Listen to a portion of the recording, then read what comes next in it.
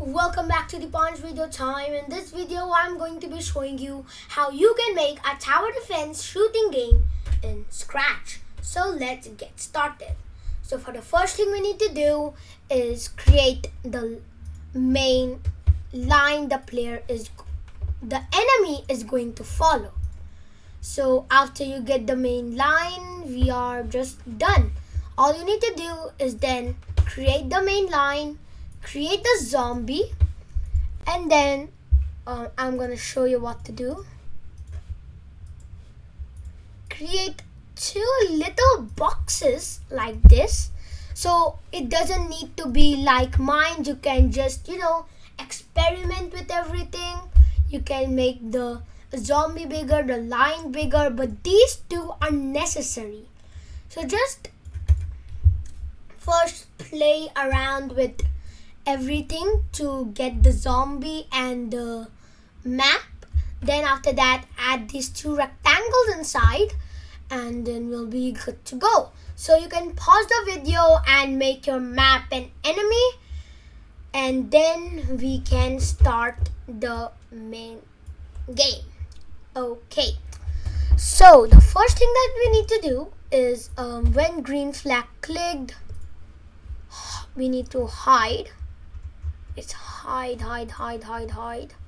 because the zombies are scared. Then after that, we need to create clones. So repeat 10 times. Let's just do it, because this is the first way. Let's just do it 5 or 7 times. We are going to be creating a clone of the zombie. So create clone of myself. So it's gonna start over here. So I'm gonna show it, and I'm gonna place the zombie over here, around over here. So you can see that don't put the rectangles there. Make 2 other sprites of the rectangles like this, because we are gonna be using the sprites to check everything. So we need these 2 boxes.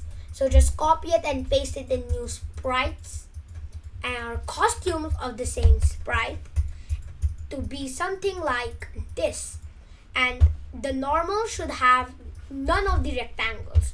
Only the right and left should have the nice rectangles. So after you are done with the repeat 7, we need to just wait 1 second. There we go. So we got our clones ready. So what do the clones do? So when I start as a clone, I want to show myself, because they're not scared of hiding. They want to fight. So I'm gonna show. Okay, let's just put it to normal. Show it. Then point in direction 90. And after that, I'm gonna have in a forever block. Now, after the forever block, I'm gonna make like a custom block that will handle all of the moving of the zombies and everything. So let's make a block and name the block. Let's say let's call the block movement. Add an input steps/speed. Then we are gonna run it without screen refresh, and I'm gonna click OK here, and the steps is gonna be moving. It's 2. So obviously we haven't created a wave system yet. So whenever the wave increases, the zombies are gonna be moving more faster, or there will be more zombies, or both. Okay, so to implement that, everything is gonna start from the movement. And just clean up the blocks. Okay, there we go. So the first thing we're gonna be doing is moving our zombie, of course. So let's go to motion and move steps/speed steps. So after you are done with that, the next thing we're gonna be doing is switching to our left detector.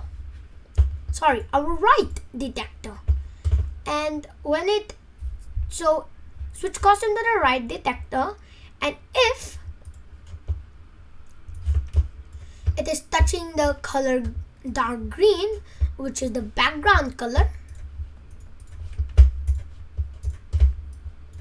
then I want it to turn the other direction. So that direction by times, so step/speed times 2 degrees. Then just copy it 3 times. This would be for the left, and just make it turn the right. And for the normal, so what do we do after normal? So for normal, it's just real simple.